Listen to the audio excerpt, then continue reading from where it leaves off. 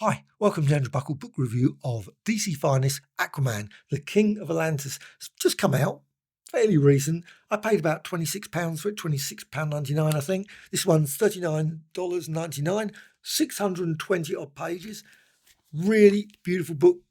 Obviously, exactly the same format as General with all these ones, 1957, 1962. They've shown the dates, of course.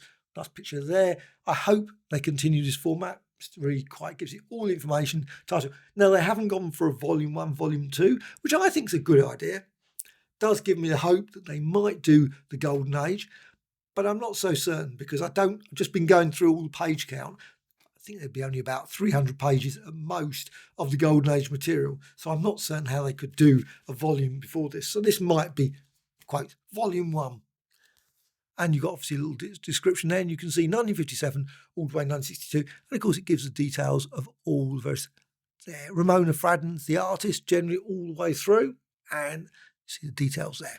So let's go through it. Actually, before that, showcase Aquaman. Now, this one starts 1959, so some of the stories that are in here are not in here.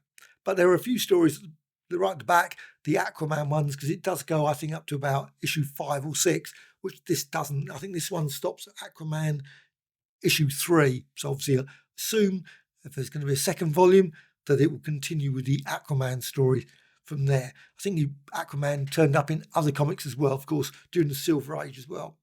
But let's just go through it.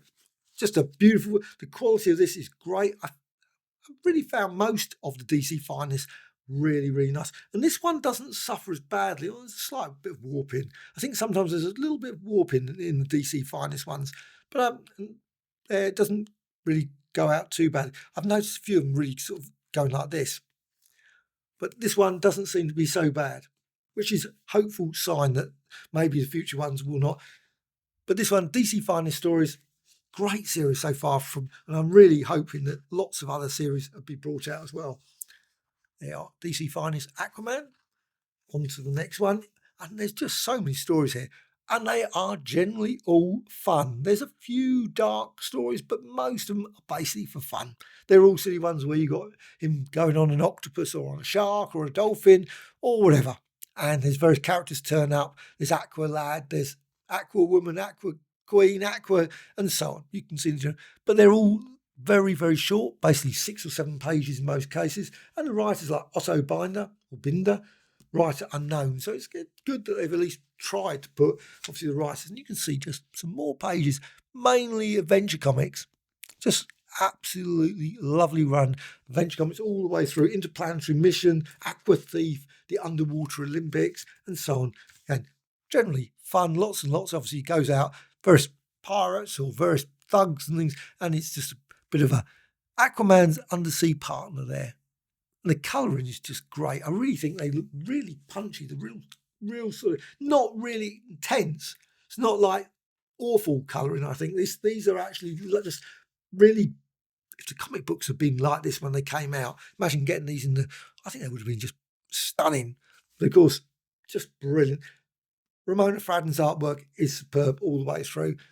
I love the story, and they just flow so easily. Now they're all obviously very standard panels the way they did them back then, but it's just great. But it's fun all the way through. And these must have been great picking these up at the newsstand, because you had like adventure comics. I don't know what other ones they had. I think they had like Dr. Fate was in them, those sort of things, maybe Robot Man, those sort of characters. And they were and they also had quite like one pages as well. I think it's a pity DC Finest series probably won't include a lot of those, but I would love to see some collections of sort of the one pages, because sometimes they would have like one page one of, I don't know, some character, can't remember particularly offhand. But you got there just obviously an Atom-like story there. Must be seeing things, obviously, as the Aquaman flies out.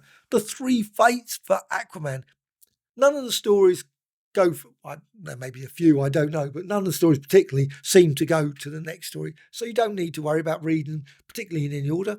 I flicked through these, picked up one. Oh, yeah, that's a great story. You read it in about 1 or 2 minutes, fairly quickly. And like I say, 3 fates for Aquaman. Obviously, lots and lots of different sea creatures there. And then on to the next one. I say about 6 pages generally each. Aquaman joins the Navy. Just great fun all the way through it.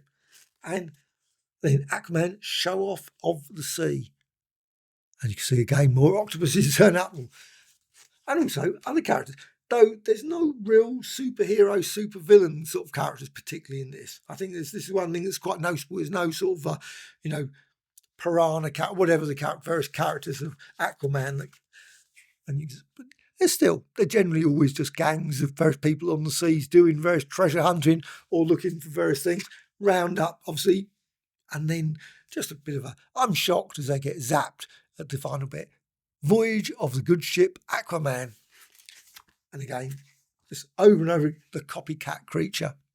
And this is what I'm looking forward to, ones like the Superboy ones. I imagine the Superboy Epic Collection. I really hope that also, maybe they'll do Golden Age ones of those. I would hope so, because it's a pity. Because I think a lot of those Golden Age stories were like this. There were a lot of just basic fun stories, which I think there's not enough of in a lot of these comics. Nowadays, it's all too dark and everything. Aquaman Super Sea... That's a bit of a mouthful, isn't it? Aquaman Super Sea Squad. But again, just first-rate art. I don't know the material that they've been using for this, but I think they're just super sharp. I think there was going to be an Aquaman omnibus, I think, at some point. That didn't happen. Maybe the material that's obviously in this is being included here. Personally, I'm really glad we finally got this material. And there's another one, World Without Water. Obviously, that's a real sort of unusual one. Sea Museum, Ocean Creatures Alive in the World. Oh, I suppose we've got some sort of dragons there or some sea creatures there. And, the Electric Man. I just love this one. So when I saw this, I thought, Electro kind of character. Obviously slightly earlier than Electro. The artwork's slightly different from that one. Don't know if they're all Ramona Fradon. It says, so this one's 159. So 159. Well, seems so. Strange. Doesn't say that it's not, but it doesn't look like her artwork. That's what I mean. It's odd because it says at the start, it's all, most you can see it looks Ramona Fradon, and then others you just think, maybe not. Maybe just obviously depending on the inker, I suppose. The Ordeal of Aquaman. But again, it's not, there's no real over sort of characters you sort of, they're good. They're just good. The Secret of Super Safe. That's another one. And Superman turns up in these stories. And talking about the devil. Superman and Lois Lane, of course, got that. I assume that was an Adventure Comics one there. And also, some of these really definitely feel very much Golden Age. This one here, just look at that. That just looks straight out of, you could imagine that sort of like 1940s sort of story. Definitely sort of that period of artwork. It really... the Mona Lisa one there. Looks like Mona Lisa. Aquaman. Aqualad goes to school. Again, just great stories. Imagine 6 pages of that would be brilliant. And so on. And then we get to Showcase. Now, of course, at this point, DC were bringing out a lot of these ones, rebooting a lot of these characters, giving them, but they were slightly different. Obviously, they were slightly longer as well. Then they started to make them obviously more. They weren't the 6-page stories. I suppose those humorous stories start to lose, which is a pity. Which I think is a pity. I think it's really a lost sort of art, that sort of style of those sort of comics. But I guess that's the way it is. The Charge of Aquaman's Sea Soldiers, and you get now. Of course, at this point, they start to put the covers. All the previous ones, all these earlier ones, all these ones, they just don't have the covers. They've just got story after story after story, which I think is a pity. They've got a few, obviously, you saw Action Comics just there. And that's one thing I think they could do in the back. I would love if they just put the thumbnail, because obviously you've got them on the back here. You've got those ones. But it would be nice, all those Adventure Comics, to actually see the covers of them. Maybe, probably 5 or 6 pages, they could include all of the covers on the back. But you've got Aquaman and Aqualad. Of course, Aqualad went with Teen Titans, those stories as well.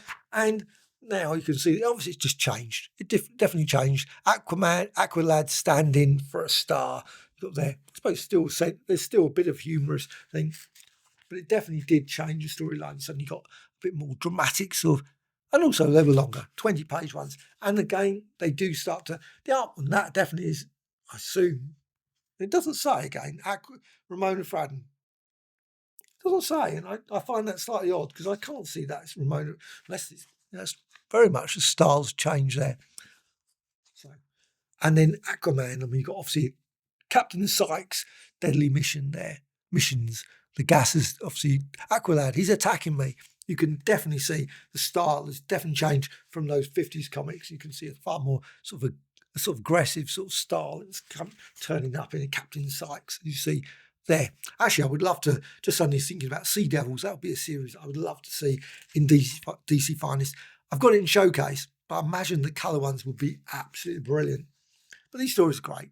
I really, really loved reading through all these Aquaman, and I am looking forward to Volume 2 when they come out.